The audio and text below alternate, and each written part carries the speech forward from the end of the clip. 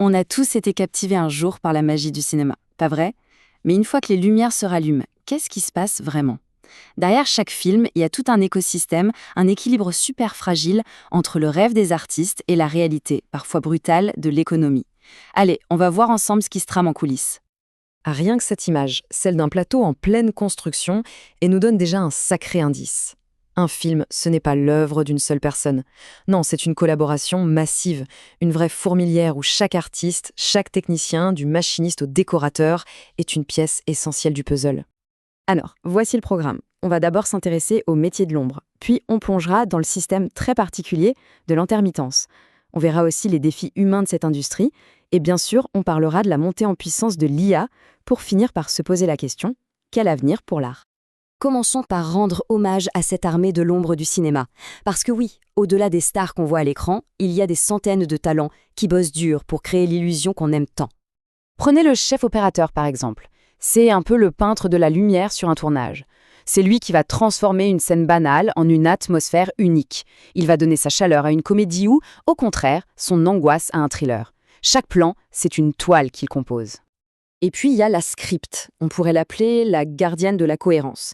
Il faut savoir qu'un film est très rarement tourné dans l'ordre de l'histoire. Eh bien la script, elle est là pour s'assurer qu'une écharpe est nouée pareil ou qu'un verre est rempli au même niveau, même si les deux plans ont été tournés à des semaines d'écart. C'est un travail de détail, mais alors absolument crucial. Faisons un petit tour dans le numérique avec le métier de textureur. C'est un artiste qui va littéralement donner vie aux pixels. Il donne l'illusion de la matière, que ce soit l'écorce d'un arbre ou la fourrure d'une créature fantastique. Son travail rend le virtuel bien réel, palpable. Et cette citation, elle est géniale. Elle illustre parfaitement la passion qui anime ces gens-là. Pour recréer une chambre d'époque, une décoratrice ne va pas juste acheter des meubles. Non, elle devient une quasi-historienne. Elle plonge dans les archives pour que chaque détail sonne juste. C'est cet engagement qui nous plonge complètement dans les films. Bon, on a vu le côté créatif. Maintenant, quittons un peu le plateau pour parler de la réalité économique. Comment toute cette armée d'artistes qui sautent d'un projet à l'autre fait pour vivre? Eh bien, en France, on a un système assez unique pour ça. C'est elle la question fondamentale. Un tournage, ça dure quelques semaines, parfois quelques mois. Mais que se passe-t-il entre deux projets, pendant les périodes de creux, de recherche de contrat ou de préparation? En fait, l'histoire de ce système remonte aux années 30. Très tôt, les gens du métier ont compris que les carrières dans le cinéma étaient faites de contrats courts avec plein d'employeurs différents. Il fallait donc inventer un modèle pour protéger ces travailleurs d'une précarité qui est, en quelque sorte, inhérente à leur métier. Ce qu'il faut bien comprendre, c'est que ce n'est pas un privilège, mais un filet de sécurité.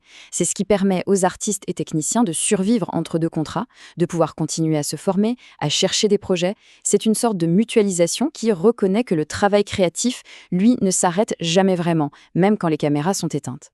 Et attention, ce chiffre est juste stupéfiant. 70% des professionnels de l'audiovisuel en France sont intermittents. Ça montre à quel point ce système est la colonne vertébrale de toute l'industrie. Soyons clairs, sans lui, le cinéma français tel qu'on le connaît n'existerait pas. Mais voilà, ce système, même s'il est essentiel, ne règle pas tout. Vivre de sa passion dans le cinéma, ça a un coût humain bien réel. C'est un métier fait d'incertitudes et il faut une sacrée dose de résilience pour tenir. Cette phrase de l'actrice Roxane, elle met le doigt sur un point très sensible, surtout pour les métiers artistiques. La carrière dépend en permanence du jugement, du désir des autres. C'est une pression psychologique énorme. On est constamment exposé à la validation ou au rejet. Et ces quelques chiffres brossent un portrait assez fascinant du secteur. C'est un milieu majoritairement masculin et surtout incroyablement jeune. Près de la moitié des professionnels ont moins de 35 ans. Ce qui nous amène à une question. Que deviennent les plus âgés? Et la réponse, elle est là. La précarité, la pression, l'enchaînement non-stop de contrats, ça use. La vraie difficulté, ce n'est pas tant de commencer, mais de réussir à durer, de construire une carrière sur le long terme. Et beaucoup, bien, ils finissent par jeter l'éponge tout simplement épuisés par ce rythme. Et comme si tous ces défis ne suffisaient pas, voilà qu'un nouvel élément vient tout chambouler. Une nouvelle menace, ou peut-être une opportunité, qui s'appelle l'intelligence artificielle générative. Voilà la différence fondamentale. L'art humain, ça vient de l'expérience vécue, de l'émotion, d'une intention. L'IA, elle ne fait que réorganiser ce qui existe déjà. La grande peur de l'industrie, c'est que l'objectif ne soit plus la création, mais simplement la réduction des coûts. Et ça risque de tout uniformiser et de faire disparaître ce qui est vraiment original. Les premières analyses sont déjà là et elles identifient les métiers les plus exposés. Les techniciens, les artistes d'effets visuels et surtout les débutants, les juniors. Le danger, il est double. Au-delà de la perte d'emploi, c'est toute la transmission du savoir qui est menacée. Comment on forme la prochaine génération de talents si tous les postes d'assistance sont automatisés? Ça, c'est un symbole très fort de la résistance qui commence à s'organiser. Les plus grands créateurs cherchent déjà à créer une sorte de label, une distinction claire entre le travail artisanal de milliers de personnes et une production générée par des algorithmes. C'est une vraie bataille pour la valeur du travail humain. Alors, où est-ce que tout ça nous mène? On voit bien qu'on a une industrie qui est tiraillée, d'un côté une passion créative immense, et de l'autre des défis économiques et maintenant technologiques qui sont colossaux. Et ça nous laisse avec cette énorme question. Si une machine peut imiter la forme, qu'est-ce qui rend l'art humain irremplaçable?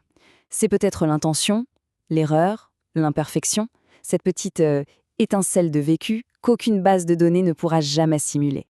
Et pour finir, cette vision du monteur Christophe Pinel nous rappelle l'essentiel. Le cinéma, c'est un artisanat. C'est tout ce processus de transformation, le travail des mains et de l'esprit, qui donne sa valeur à l'œuvre. Et peut-être que cet acte de créer, cette fameuse aventure collective, ça restera toujours le propre de l'humain.